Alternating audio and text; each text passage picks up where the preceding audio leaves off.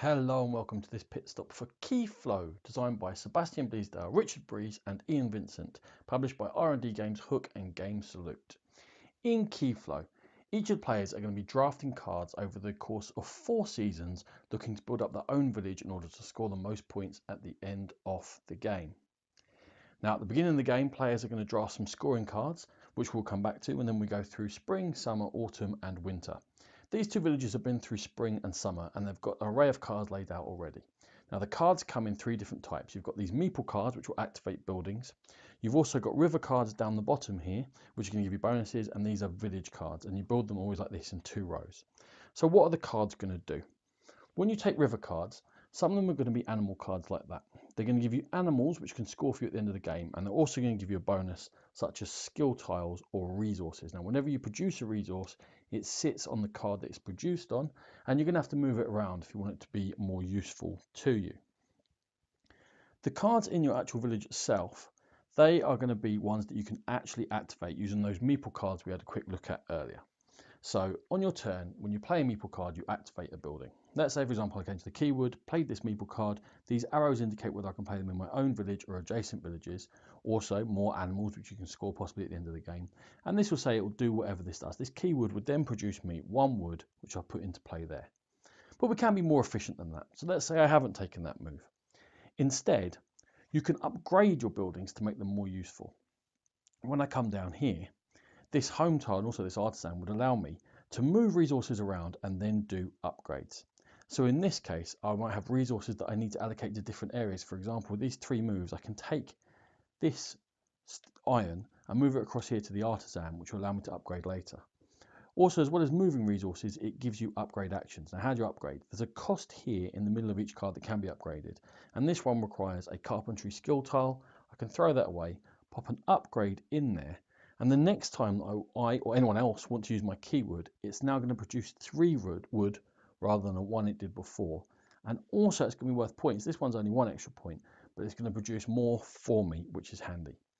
Now, when one of these buildings has been used, that doesn't mean that it can't be used anymore.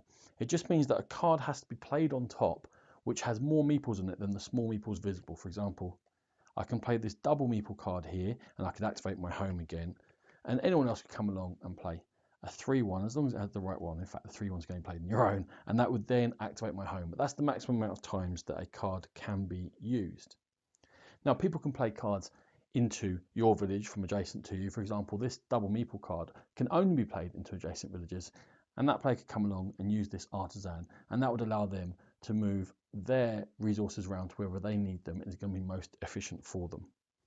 The last type of card that's on display at the moment is these boats. Now, boats come in summer or they come in winter. In summer, like these ones, these are going to make some of your actions more useful or more efficient. For example, being able to use any goods to do upgrades, or getting your extra gold when you do a double upgrade. Because on an upgrade action for free, you can double upgrade a building that's already been upgraded, and it's just going to score you 1 extra point at the end of the game. But with the flipper, obviously, you're going to get a gold. Now, during the autumn season, which is where we are, you're also going to get things like Stoneyard. It's the beginning of the point scoring cards you can put into play, and that's going to score points for every stone and gold you're able to transport and actually sit in the yard. And you'll get things like the well as well, which will score you 3 points, but as you upgrade it at the cost of resources, it's going to be worth more points, going up to 10 and 20. At the end of every season, you collect all of the meeple cards that have been played into your village by yourself or other players, and you put them in your store, and they might help you score again at the end of the game. So we're talking about this scoring, and most of that is decided during the winter phase. At the beginning of the game, each of the players can be dealt out 5 scoring winter cards. And now before we begin winter, they have a look at them and they choose one. And what sort of thing are they going to be? Well, you can have the Cathedral, which is very similar to the well, and is worth 5 points if you can upgrade for more points. The carried away boat here is indicative of a lot of the cards in that things you've collected during the game will be worth points to you. So this scores you points for having lots of cows. Now there are 2 on display for this player, but if we look back through their deck, they've also been collecting cow meeple cards, and that will score them lots of points with the carried away at the end of the game. I said you collect those meeple cards, you can score points for having certain colour meeples, and the colours are all linked to the season. So all the red ones will all be from the autumn season. You can have stores that will score you extra points for just having base goods. Or there's even one here, the Sea Breeze, which will score you points for having lots and lots of boats. So there's different strategies you can go down, and you have some influence on that from the beginning of the game. Once everyone's chosen their 1 scoring card, The rest of the scoring cards are going to get mixed up with all the winter meeple cards. Those are going to get dealt out like any other season, and the players will choose them to play, pass them around, and so on until all the cards have been played over the 4 seasons. Then the players are going to score points. You're going to score points from having resources in these autumn cards, from having upgraded, from your double upgrades, and of course from these winter scoring cards.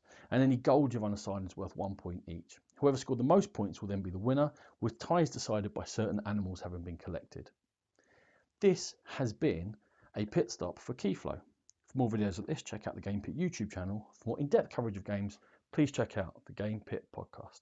Thanks.